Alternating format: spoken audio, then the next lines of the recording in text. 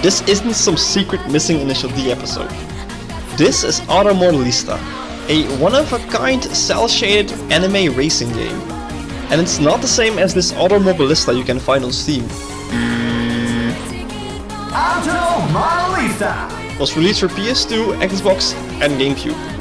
I originally got this game when I was like 7 on the PS2 and I absolutely hated it. I wasn't really into cars back then, and this game was pretty boring compared to Need for Speed Underground or Burnout. And not only that, but I got the worst version of this game. See, Modellista released in 2002 in Japan and Europe on the PS2. It took pretty bad reviews. The handling and the online modes were pretty bad in this version. So in 2003, for the US release, Capcom tweaked the game a bit to fix up most of the issues. This turned into Modellista US tuned and was released in the US and re-released in Japan. Afterwards followed the GameCube release and the Xbox release in 2004. Funny enough, they never re-released the fixed version in Europe, which is sad. So if you're looking for the game, be sure to pick up the version with the Viper cover. The cover with the Blue RX-7 is a non-fixed version of the game. Now let's talk about the elephant in the room, this game's graphics. As you may have noticed, the game looks completely like a cartoon or an anime. And it's a combination of thick black lines around edges, simple vibrant colors, and a shader that makes changes in light really hard and bold. This kind of art style is called cel shading, and is still being used today. First games that come to mind would be Borderlands 3, Persona 5, or Breath of the Wild. But nowadays there are way less black lines than there used to be. It's more vibrant colors with hard light edges. Okami is a perfect example of how older games did cel shading really nicely. Here they made it look like the entire game was drawn in some Japanese painting style. Too bad this art style gets barely used for racing games. There are only two other games in this style that I can think of. One is FR Legends on Android and iOS, and the other I will cover in the future, I think. Now, Modellista has an interesting career mode. I really can't think of another game that has this certain structure. It's called Garage Life, and you more or less own a garage and not a specific car. You choose a car to start off with, and you can change it out at any point for free. In fact, the game doesn't have any currency at all, you play purely for unlocks. The career races are done like championships. Each championship has a few races to complete, and each race has its own rewards. These unlocks include car upgrades, new cars, new decals, and even some new equipment to place in your garage. That's right, this game comes with a fully customizable garage, which is super cool. You can place stuff on the ground and walls like it's The Sims or something. And you also get 3 different garages to choose from. A rustic wooden garage, a prefab metal plate garage, and just your normal concrete garage. There's also an arcade mode, but it's pretty limited. You can do a single race where you pick a car, even one stored in your garage, and a map, and the game gives you 3 opponents to race. There aren't really any customization options except for the music, laps and difficulty. There is this boost option, which I think is some sort of rubber banding for opponents, but I didn't notice any rubber banding either way. There is also a 2-player split screen mode, which is just 1v1 mode, and a time attack mode, which is pretty much exactly as you would expect.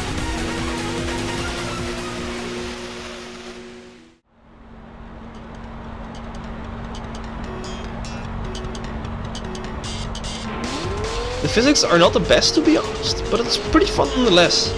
The driving feels a bit similar to the console arcade stage games. The cars feel pretty slidey, but not as slidey as arcade stage. At least in corners. Doing any sort of drift seems to slow you down, except when you get the perfect angle and speed for the corner. Going too fast just makes you spin out most of the time, and it feels really unnatural, like the car just suddenly loses all of its grip. This can be negated by tuning the car a bit, but the slidiness never leaves. Even tuning your car to be fully gripped will still be a bit drifty and unstable. Now you can take these cars to 10 different maps. 2 Togeis, Euro Road, which is a fantasy map, and Akagi,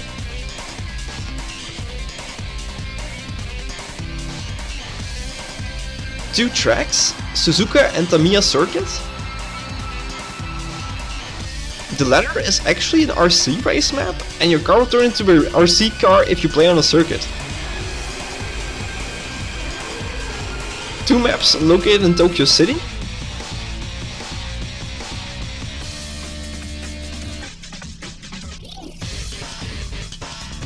One even includes a rain version.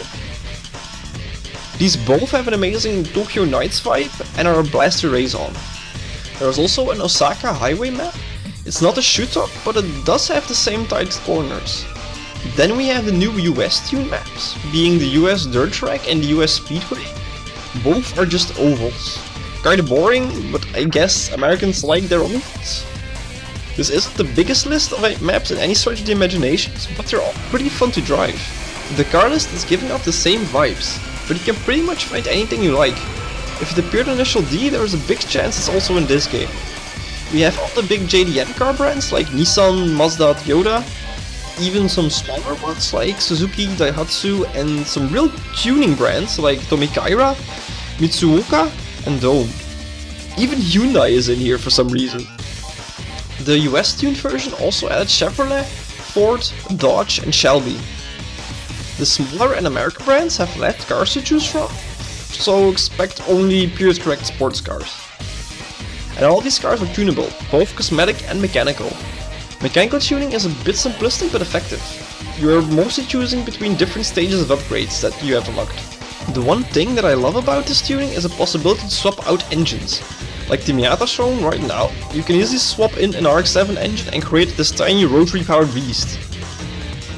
The cosmetics are actually a bit better than you would expect as well.